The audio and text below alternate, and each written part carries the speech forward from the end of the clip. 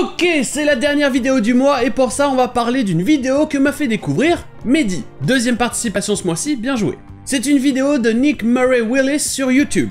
Dans cette vidéo, il y a 100 citations de films célèbres, sauf qu'il va illustrer chaque citation par une animation qui va changer son sens. Prenez par exemple cet extrait de la vidéo avec la citation de Forrest Gump. Et là, vous aurez compris que c'est simplement une forêt qui court parce que forêt en anglais, ça se dit forest. Ok, ça c'est simple, et il y en a plein comme ça dans la vidéo que vous comprendrez sans mon aide. Par contre, il y en a plein de plus compliqués, et c'est ça qu'on va voir aujourd'hui. Et en plus, on va parler de sujets d'anglais qu'on a déjà croisés ce mois-ci. Ok, tout d'abord, voyons-en quelques-unes qui sont très rapides. Commençons avec cette citation de Jaws, Les Dents de la Mer. You're gonna need a bigger boat. Et voilà l'animation dans la vidéo. You're gonna need a bigger boat. Ici, simplement, ce qu'il tient dans la main, c'est ce qu'on appelle en anglais a gravy boat, un bateau à sauce. En effet, gravy en anglais, c'est un terme pour une sauce, en particulier une qu'on trouve à Thanksgiving. Et ensuite, prenez cette citation de The Shining. Here's Johnny. Here's Johnny. Ici, c'est simple, Johnny, c'est un terme familier pour un préservatif. Et vous aurez aussi cette citation de Star Wars The Force Awakens. Chewie, we're home. Chewie, we're home. Chewie dans Star Wars, c'est le surnom de Chewbacca. Mais to chew en anglais, c'est un verbe qui veut dire mâcher. Donc un jouet en plastique pour un chien qu'il va mâcher, ça s'appelle en anglais a chew toy. Et donc ça pourrait être surnommé en tant que Chewie. Et tant qu'on est sur Star Wars, on a un extrait ici que j'ai utilisé dans l'épisode sur la définition du mot odd.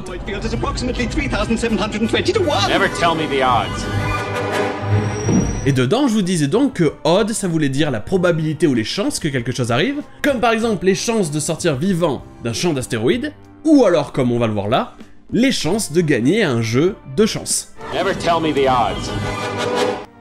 Et ensuite, nous avons une citation d'un des rares films que je n'ai jamais utilisé dans Zedon, The Room. You are tearing me apart, Lisa. Et on a vu dans l'épisode sur tear et tear que tear apart, ça voulait dire déchirer. Donc ici, quand il dit you're tearing me apart, il dit tu me déchires, tu me fais souffrir. Mais ça peut aussi être littéral comme dans la version de l'animation. You are tearing me apart, Lisa. Passons à cet extrait de la vidéo sur une des catchphrases de James Bond. Bond. James Bond.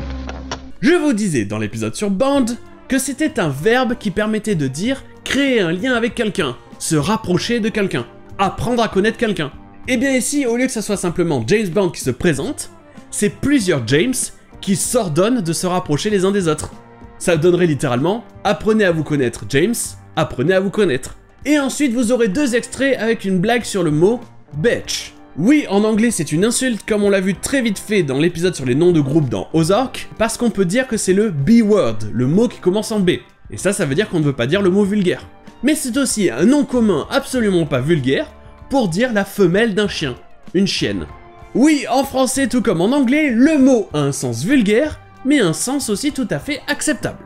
Et donc ici, dans ces citations de Aliens et Pulp Fiction, ça sera simplement la femelle d'un chien. Get away from her, you bitch! Does he look like a bitch? Et bien sûr, comme j'ai fait plein d'épisodes cette année, si vous prenez 100 citations de films en anglais, vous tomberez bien sur des sujets dont on a déjà parlé. Comme par exemple, en début d'année, j'ai parlé du nom du personnage Roadhog dans le jeu Overwatch, et dedans je vous disais qu'un hélicoptère, en anglais ça se disait aussi familièrement Chopper. Et donc j'avais utilisé cet extrait du film Predator. Get to the chopper! Et dans cet épisode, je vous disais que chopper, ça venait du mot chop, qui est un verbe qui veut dire couper, en particulier dans le monde de la cuisine. Donc ça ne sera pas étonnant de voir ce sens dans cet extrait de l'animation. Get to the chopper! Et vous aurez aussi cette citation légendaire du film Gone with the Wind, Autant n'emporte le vent. Et d'ailleurs, j'avais utilisé cet extrait il y a très longtemps dans l'épisode sur la lettre D. Frankly, my dear, I don't give a damn. Mais plus récemment, j'avais parlé du mot damn dans les épisodes sur la lettre M et N. Dedans, je disais que le mot damn avait un N muet, donc ça se prononce juste damn. Et donc ça se prononce exactement comme le mot dam, D-A-M, sans le N, qui veut dire un barrage. Frankly, my dear, I don't give a damn. Et il y a un moment de ça, j'avais parlé aussi de la différence entre les mots die et die. Les deux se prononcent de la même manière mais ne s'écrivent pas pareil, et surtout il y en a un qui veut dire mourir, et l'autre qui veut dire teindre. Et donc ça donnera ces deux interprétations dans la vidéo. We are going to die. Time to die. Et pour terminer, récemment j'ai fait une vidéo sur tous les sens du mot pass. Et dans les commentaires, on m'a fait remarquer que je n'avais pas utilisé de toute la vidéo la fameuse citation du Seigneur des Anneaux, « You shall not pass », que par contre j'avais utilisé dans l'épisode sur le mot « shall ».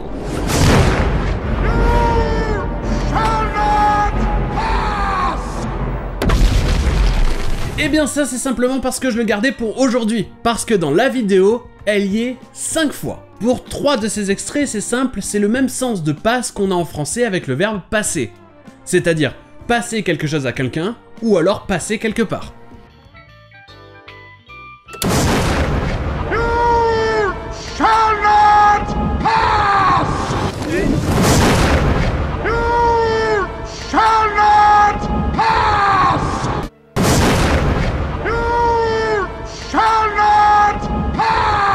Mais pour les deux autres fois, c'est l'autre sens de pass dont j'avais parlé dans la vidéo, c'est-à-dire réussir un test ou un examen.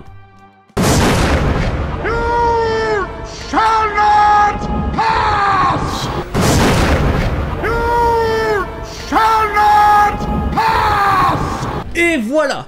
Bien sûr, je n'ai pas parlé de tous les extraits de la vidéo. Par contre, si vous allez la regarder, dites-moi s'il y a des jeux de mots que vous ne comprenez pas. Peut-être que j'en parlerai une autre fois. Et sur ce, voilà pour le mois de mai, et je vous dis à demain!